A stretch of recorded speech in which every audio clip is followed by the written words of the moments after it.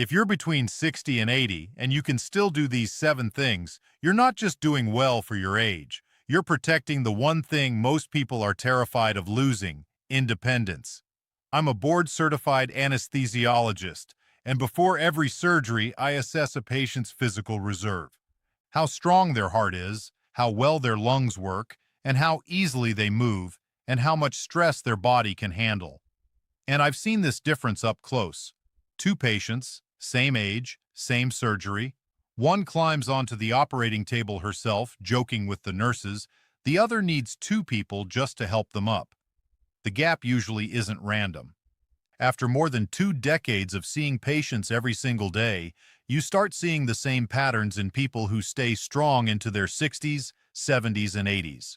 So, today, I'll show you 7 abilities that you can check for yourself, most of them right in your own living room, and what each one tells you about how well your body is aging. The first thing I want to talk about is your walking speed, because researchers genuinely call it a vital sign.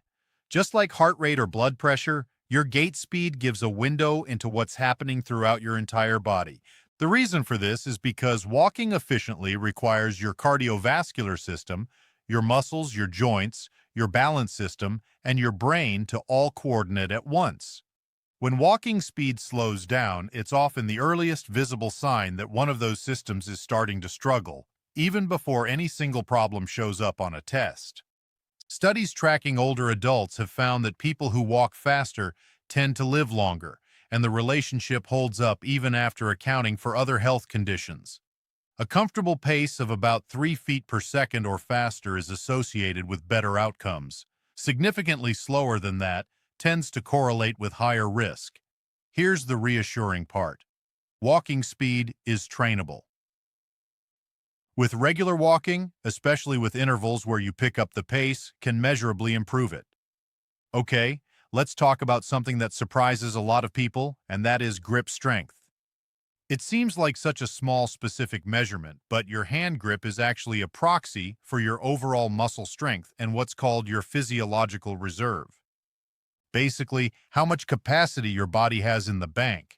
Grip strength correlates closely with strength in larger muscle groups throughout the body, and low grip strength has been linked in research to higher risk of falls, slower recovery from illness or surgery, and even reduced longevity. It's one of the simplest, cheapest tests in medicine, and it tells us a surprising amount. The encouraging news is that grip strength responds well to resistance training.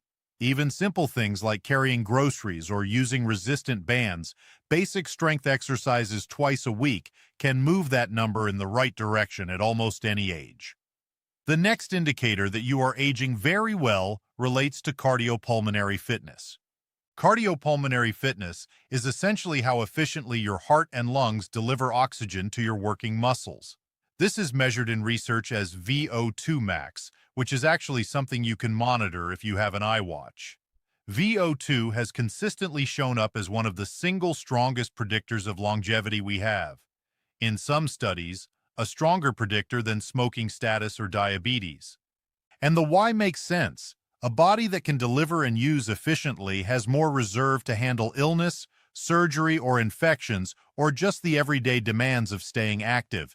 The good news here is significant. Cardiopulmonary fitness is one of the most responsive things to training at any age. Regular aerobic activity like brisk walking, cycling, swimming, or anything that elevates your heart rate consistently improves it measurably, even when it started later in life.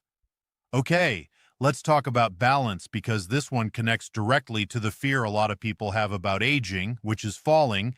Balance depends on your inner ear, your vision, the sensation in your feet, and your muscle strength all working together and communicating with your brain in real time. As we age, each of those systems can quietly decline, and balance is often the first place that shows up. The big take-home point here is that falls aren't just an injury risk. A serious fall in your 70s or 80s is one of the leading triggers for losing independence altogether, and that's exactly why balance training, things like simple leg stands, Tai Chi, or simple stability drills, has such an outsized impact on long-term outcomes. If you want a simple way to track your own balance over time, Something as basic as how long you can stand on one legs with your eyes open is a meaningful, trackable number. The next sign that shows that you are doing really well with aging, and the last ability that I want to discuss, is the ability to get up off the floor without using your hands or arms for support. This is a real, validated assessment used in aging research, sometimes called the sitting rising test. The why behind it is pretty powerful. It requires leg strength, core strength, balance, flexibility, and coordination simultaneously. It's essentially a full-body stress test disguised as a simple movement.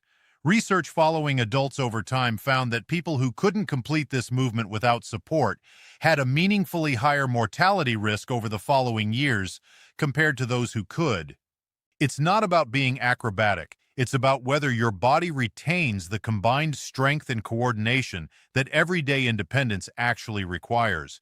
Now, the takeaway here isn't to panic. If you can't do it right now, it's trainable. And even practicing the components like squatting, kneeling, pushing up from a low position builds back that capability. So, the big thing that I want you to remember is this. Longevity isn't mostly about a number on a lab report. It's about whether your body retains the strength, speed, and coordination to keep doing the things that make life feel like yours. The encouraging part is that every single one of these 5 markers, walking speed, grip strength, cardiopulmonary fitness, balance, and getting up off the floor, responds to training at almost any age. If this gave you a clearer picture of where to focus, make sure you subscribe to the channel so that you don't miss any future videos. Be sure to leave comments about what you can do in the description box below, and in the meantime, stay strong, stay capable, and I'll see you in the next video.